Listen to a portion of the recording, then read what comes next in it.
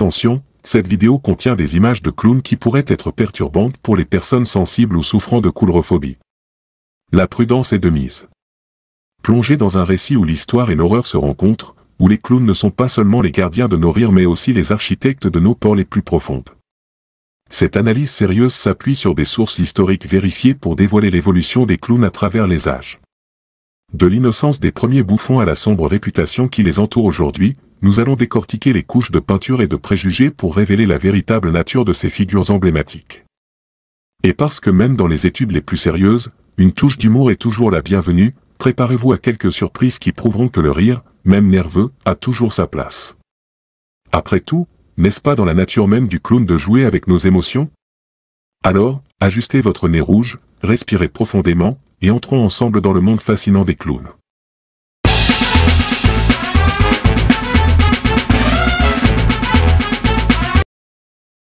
Dans l'ombre des chapiteaux et au-delà des sourires peints, se cache une histoire méconnue, celle de la métamorphose des clowns. Aujourd'hui, nous plongeons dans l'abîme où la comédie rencontre l'horreur. Je suis votre guide dans ce voyage de la joie à la terreur. Imaginez les rires et les acclamations, l'odeur du pop-corn et la musique entraînante. Le cirque a longtemps été un monde de merveilles, un lieu où l'ordinaire cède la place à l'extraordinaire.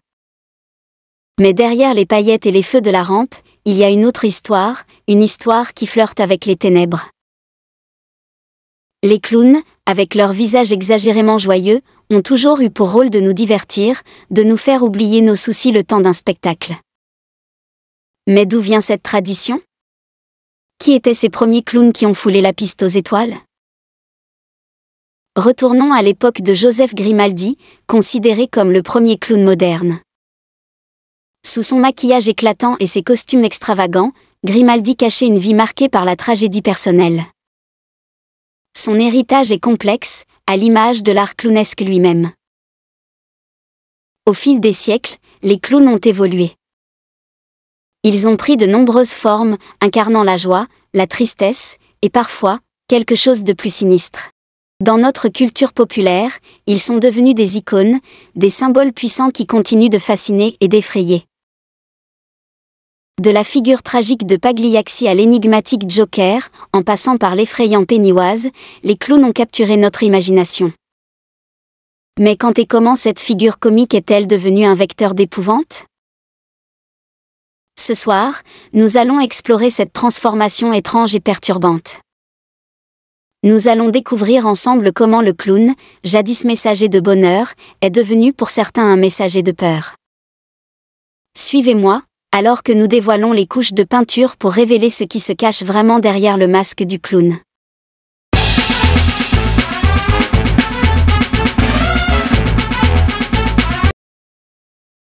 Bienvenue dans un voyage révélateur à travers le temps, où nous allons dévoiler les origines et les métamorphoses des clowns, ces énigmatiques figures du divertissement. Notre histoire commence dans les ruelles pavées de l'Angleterre du début du XIXe siècle, où un homme, Joseph Grimaldi, a redéfini le rôle du clown et a laissé une empreinte indélébile sur la scène artistique. Fils d'un danseur et d'une ballerine, Grimaldi a été initié aux arts de la scène dès son plus jeune âge. Mais c'est en endossant le rôle du clown qu'il a trouvé sa véritable vocation. Avec son personnage Joey, Grimaldi a captivé le public, non seulement par son humour mais aussi par sa capacité à toucher le cœur des gens à travers une performance qui allait bien au-delà de la simple comédie. Grimaldi a introduit une dimension dramatique et émotionnelle dans l'art clownesque, une nouveauté qui a bouleversé les conventions de l'époque. Son influence a été telle que le terme « Joey » est devenu synonyme de clown, un hommage qui perdure jusqu'à nos jours. Mais derrière les paillettes et les sourires peints, la vie de Grimaldi était tissée de tragédies. La douleur physique et les pertes personnelles ont été ses compagnons constants, lui qui a souvent masqué sa souffrance derrière le maquillage du clown. Cette dualité entre la joie qu'il apportait et la tristesse qu'il portait en lui est un thème récurrent dans l'histoire des clowns. En remontant plus loin dans le temps, nous découvrons que les clowns n'étaient pas une invention de l'ère moderne. Des figures semblables existaient déjà dans les théâtres de la Grèce antique, où des acteurs jouaient des rôles de bouffons, utilisant l'humour pour mettre en lumière les travers de la société. ces archétypes ont traversé les âges, se transformant au gré des cultures et des époques. Dans la Rome antique, les clowns étaient connus sous le nom de pscurai ou mori, des personnages qui, par leur espièglerie, divertissaient les foules tout en critiquant les puissants. Au Moyen Âge, les clowns prenaient la forme de fous du roi, des figures à la fois comiques et tragiques, libres de dire des vérités que d'autres n'osaient exprimer, souvent au péril de leur vie. À la Renaissance, les clowns deviennent des personnages centraux dans les comédies italiennes de la Commedia dell'arte, où ils incarnent des stéréotypes sociaux, des amoureux maladroits aux serviteurs rusés, chacun avec son propre style de masque et de costume. Cette riche histoire nous montre que les clowns ont toujours été plus que de simples amuseurs. Ils sont le miroir de notre société, reflétant nos joies, nos peines, et parfois, nos peurs les plus profondes. En 5 minutes, nous avons parcouru des siècles d'histoire, mais ce n'est que le début de notre exploration. Restez avec nous alors que nous continuons à dévoiler la fascinante évolution des clowns, de figures comiques à icônes d'épouvante.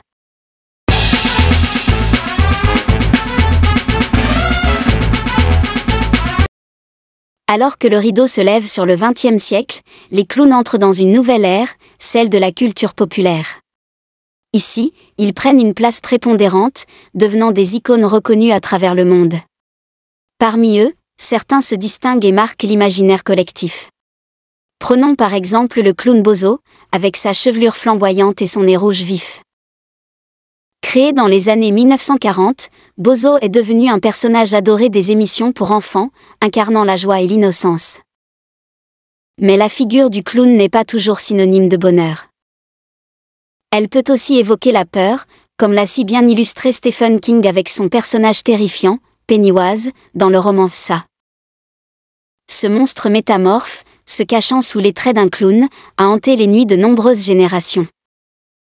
Et comment ne pas mentionner le Joker, l'antagoniste emblématique de Batman ?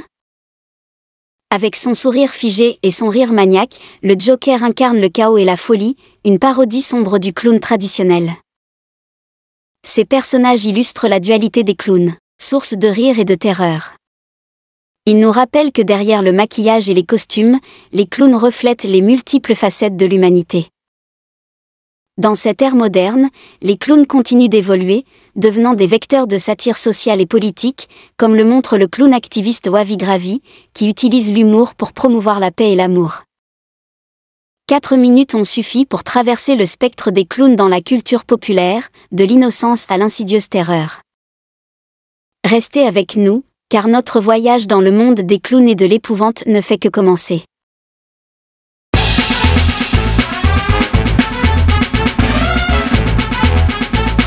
Le cinéma et la littérature ont souvent reflété et façonné notre perception des clowns. Dans cette partie, nous allons explorer comment ces artistes de la scène ont été immortalisés dans les pages et sur les écrans.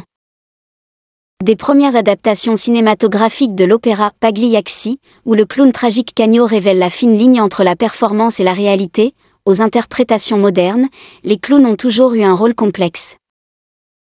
Au cinéma, les clowns ont souvent été utilisés pour subvertir l'innocence et créer une tension dramatique. Prenons l'exemple de Killer Clown from Outer Space, où l'absurde rencontre l'horreur, transformant les clowns en créatures extraterrestres menaçantes. En littérature, les clowns prennent souvent une dimension symbolique, comme dans L'homme qui rit de Victor Hugo, où le personnage de Gwynplaine est contraint de porter un sourire permanent, une métaphore de la façade sociale que nous présentons au monde. Ces histoires nous montrent que les clowns ne sont pas seulement des figures de divertissement, mais aussi des miroirs de nos propres émotions, des vecteurs d'expression artistique qui nous poussent à réfléchir sur nous-mêmes et sur la société. Alors que nous clôturons cette section, nous avons vu comment les clowns ont transcendé leur rôle de bouffons pour devenir des personnages emblématiques dans le cinéma et la littérature, des symboles puissants qui continuent d'inspirer et de terrifier.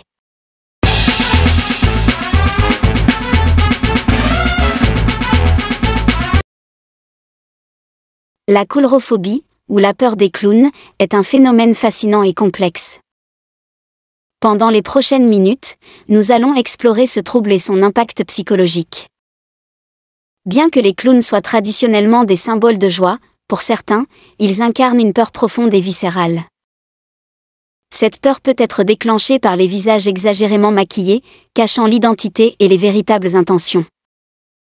Les psychologues suggèrent que la coulrophobie peut être liée à des expériences négatives de l'enfance ou à la représentation des clowns dans les médias comme des figures menaçantes. Des études montrent que la coulrophobie affecte aussi bien les enfants que les adultes, et que sa prévalence a augmenté avec des personnages comme Pennywise dans Sa de Stephen King. En fin de compte, la coulrophobie nous rappelle que la peur est une expérience humaine universelle, et que les clowns, dans leur dualité, sont des vecteurs puissants pour explorer les ombres de notre psyché. Alors que nous concluons cette section, nous avons une meilleure compréhension de la coulrophobie et de son rôle dans notre culture. Une peur qui, bien que irrationnelle pour certains, est profondément ancrée dans l'esprit collectif.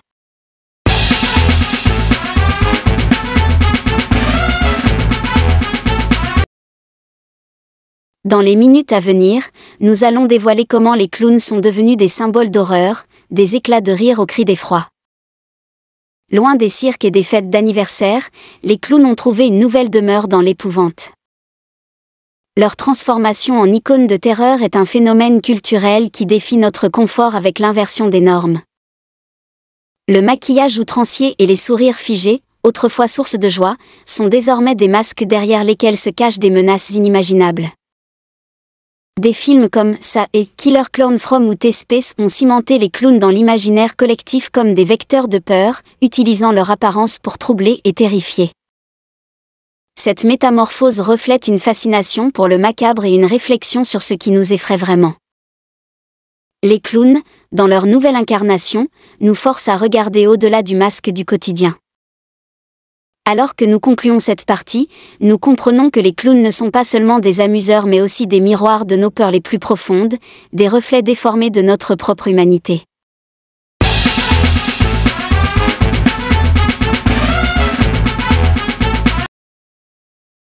Notre périple touche à sa fin, et il est temps de tisser ensemble les fils de notre récit sur les clowns, ces énigmatiques figures de la comédie et de l'horreur.